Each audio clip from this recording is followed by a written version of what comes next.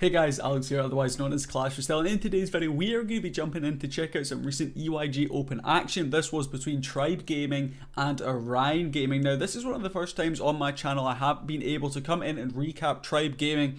And can I say, what a pleasure to cover this war of all wars, a perfect war coming in for Tribe Gaming, 15 stars up on the board for them. So today we're going to jump in and take a look at every single one of those 3-star attacks from them. But while you guys are here, feel free to go down, leave a like on the video, subscribe as well if you guys haven't already, and let's jump in to the action.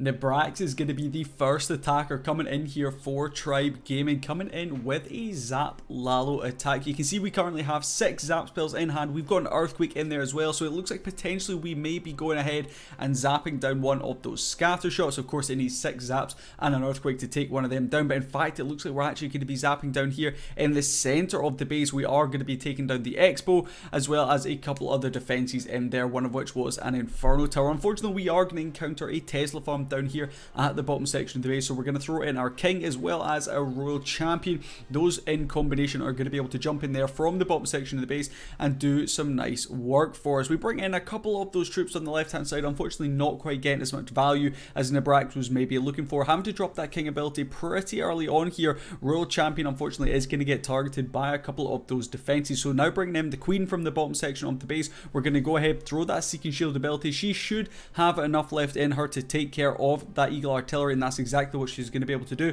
May even be able to get through this X, but it looks like that's exactly what she's going to do.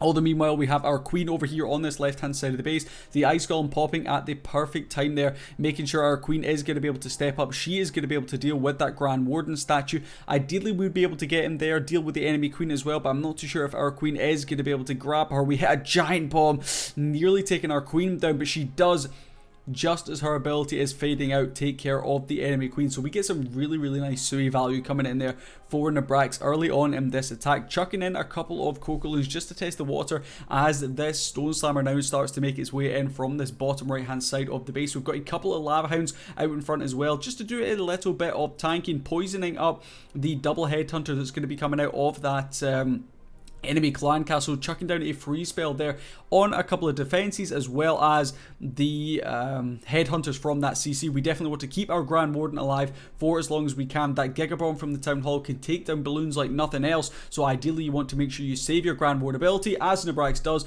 to drop it down right there to make sure we propel ourselves through the Town Hall Giga Bomb nice and quickly. Down goes that last air defense at the top section of the base. We have a single target Inferno left up here on the left hand side of the base, but our Stone Slammer only just popping there, and this is absolutely crushed. And if you guys have been watching my recent videos on the channel, you'll have seen I've covered quite a bit of MCS, and they have been doing some insane Lalos, and this one coming in here from Nebrax, definitely up there rivaling some of those top tier Lalos from MCS. Very nice stuff indeed. A balloon parade at the end of this one, and that's a nice way to kick off this video, so let's hop out and check out the next one. Exorcist is going to be the next attacker, again coming in with a slight different variation on a Lalo. We actually have a regular Golem coming in here, we have a Super Valkyrie coming on through, we have 7 skeleton spells and 2 invisibility spells, so definitely a pretty interesting composition coming on through for Exorcist. And it looks like we are, oh wow, we've got the invisibility spell down, we've got a rage spell down, we've got all of those skeletons going in. We're going to drop down the Earthquake as well, but unfortunately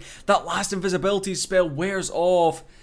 Oh, nightmare. And the skeletons on this left hand side unfortunately lock onto the Royal Champion rather than the scatter shot, and it means that they are not going to quite be able to get the value Exorcist was looking for. That was a beautiful idea coming in there from him, but unfortunately couldn't quite get exactly what he was looking for. We've got one Yeti doing a little bit of work over here on that left hand side of the base. Those Yeti mites are going to be able to take care of that mortar, making sure that funnel is fully set. Golem has done his job, doing a nice job taking us through this Tesla farm on the left hand side of the base. We're also going to bring in our Royal Champion here, which is interesting. You'll notice both of the attacks from Tribe Gaming so far have brought in the Royal Champions with their initial Sui into the base.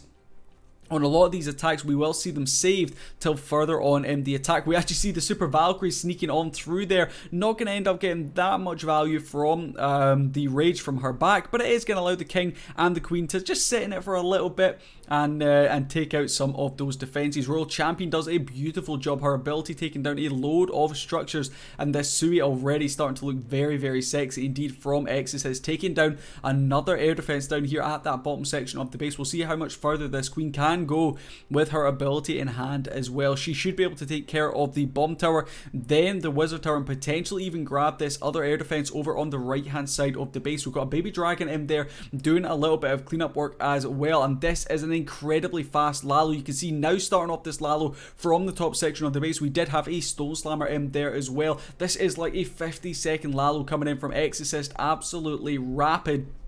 But we just got so much value from the skeleton spells from that earthquake and the invisibility spells at the start of this one. The fact that the scattershot didn't go down didn't end up mattering too much. Exorcist on the fly decided to drop down that Royal Champion, and that ended up going in there, taking care of the scattershot and getting a load more Sui value throughout the back end of the base. And this is another balloon parade over on that right hand side, absolutely crushed with a very, very interesting composition coming in from Exorcist of Tribe Gaming. The next one we're going to be taking a look at comes in here from Knowledge of Tribe Gaming against Agent Hood, coming in with another interesting strategy to say the least. We have 3 P.E.K.K.A.s and 6 Super Archers. Now I have started to see people tending to use Super Archers a little bit more in their attacks against certain bases. They really are perfect, and you can see Knowledge going to be kicking off proceedings, bringing in a couple of Coca-Loons from this left hand side of the base, throwing in that blimp. That's going to burst down and will be able to take care of that town hall nice and quickly,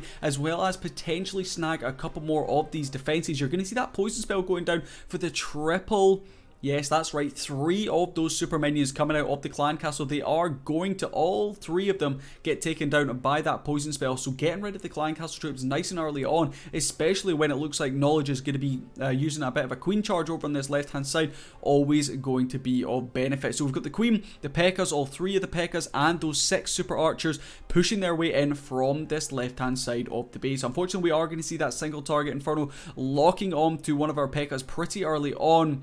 And even with the Grand Warden ability, in fact, we're not going to save that Grand Warden ability by the looks of things. I thought potentially we might have used it pretty early on here, but it looks like we have only lost 1 P.E.K.K.A., so it's not the end of the world. We've got the King doing a great job down here on the bottom section of the base, preempting where our troops are going to go, dropping down that jump spell right there, giving us some nice access through into the back end of the base. Going to slowly but surely continue to drop down these rage spells. Unfortunately, it looks like that freeze was slightly misplaced. Maybe dropped it down for the queen and tried to grab the single, but ended up missing the single target Inferno. But those super archers with their incredibly long range are able to snag the Inferno tower that had locked onto our king and those P.E.K.K.A.s nice and quickly. Look at the value from these super archers, able to not only shoot the eagle artillery but also chaining all the way through onto this wizard tower, saving the Royal Champion very late on in this attack. That scatter shot in the center of the base was looking a little bit ominous, and that's a play you guys will not see every day. We rage up our Royal Champion,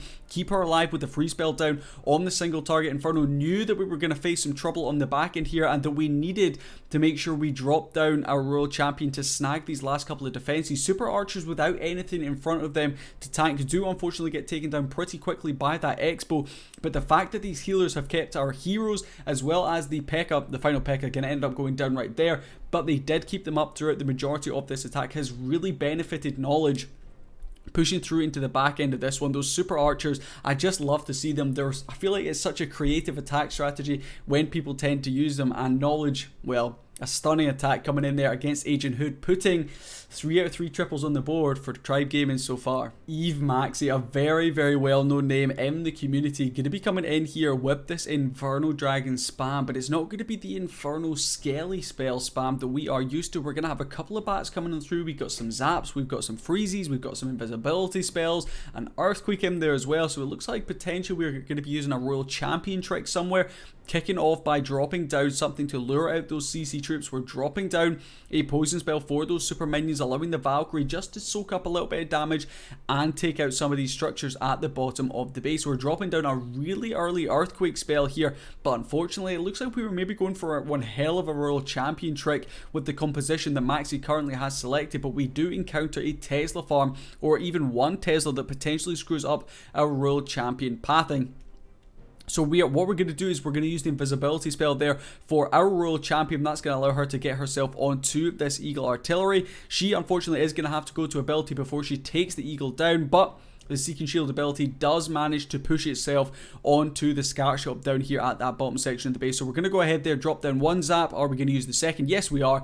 In comes that second zap spell, and that makes sure that we are able to completely clean out all of the defenses, bar the air defense on this left-hand side of the base. But our king and queen in combination going to come in for that bottom air defense, and they should be able to push themselves. Now the funnel has been created not only from the royal champion, but also from the zaps and the quakes into that town hall compartment, bringing in a couple of baby dragons. We've also got a super giant by the looks of things coming on through in there. We have a couple of balloons testing the water for any seeking air mines to try and keep these baby dragons alive to make sure that funnel is fully set. And now EYG can start focusing in on the main portion of his attack, which is going to be these inferno dragons flying in from this top left hand side of the base. They are going to be able to fly all the way over this map and wreak some real havoc here against Craze from Orion Gaming. You're going to see the freeze spells, and in come those bat spells. Unfortunately, that freeze spell does miss the wizard tower. One of the only things that EYG had to make sure he did grab was that wizard tower, and unfortunately the free spell was slightly off, but luckily he did have another one that he was able to deploy, and those bats are going to be able to come in here and get some nice value for EYG on the back end. Stone Slammer going to be coming in right there. That's going to pull, unfortunately, quite a few seeking air mines, so it's not going to end up getting that much value, taking out two defenses before it does end up popping. Our king and queen did some phenomenal value along this left hand side down to the bottom and all the way through to this right hand side of the base, and we have an army of these inferno dragons, a couple of balloons left up at the back end as well. A crushed attack coming in here from EYG. Very, very strong stuff indeed. 4-4-4, and as I said at the start, this is a perfect war, so we have time for one more splendid attack. And the last attack of this video is going to be coming in from my man Kronos, coming in with, I don't even know what to call this. I guess we're coming in with a Queen Charge Super Minion attack, and I feel like I haven't seen this since Super Minions were first released and Etsu put out a video of a Queen Charge Super Minion attack. Since that, I don't really think I've seen people using it. In my opinion, not really the strongest attack. There's some better options out there, but Kronos obviously deciding that that is what needs to be used on this specific base, and that is what is going to bring in the triple. Now, if you guys don't know, Kronos was is competing in Alpha League Season 4. He was able to get himself through qualifiers, and it's always really interesting to see the different compositions that Kronos actually comes up with. A very, very creative attacker, as you can see from this one. Not only is he bringing in a Queen Charge, he's actually going to be bringing in 6 healers through to this Queen Charge, and I think that's because he anticipates the huge, the almighty, the massive amount of damage he is about to encounter. He has the enemy queen, single target inferno, he's got both of the scatter shots, a couple of expos and those clan castle troops all on this left hand side of the base. So the extra healer in there, especially under rage, is going to be of huge benefit here for Kronos. That queen gets so incredibly low but doesn't end up going to ability right there.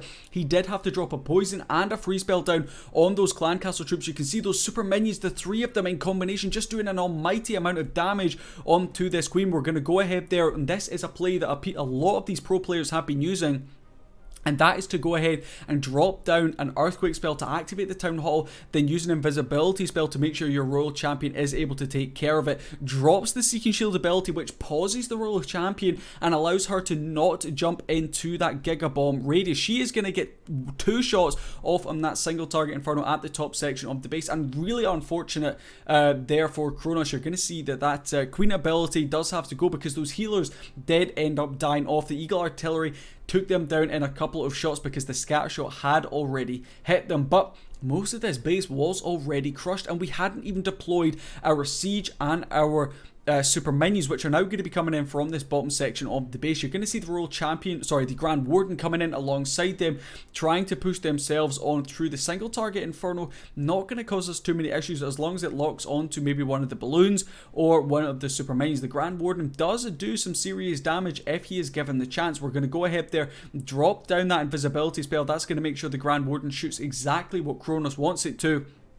Going to be pretty tight there on the back end. Does find that tornado trap. Luckily, it's not going to pull any of our troops in. Has of all things to swag, a super wall breaker, that's going to just get thrown in there. A couple of minions to finish off, and that is a pretty crushed attack coming in from Kronos. A very, very interesting attack, to say the least. And that does bring us to the end of this video. As I said at the start, always a pleasure to cover Tribe Gaming, coming up with these new and unique different strategies, stuff that I can clickbait to hell, as I did with that Kronos attack.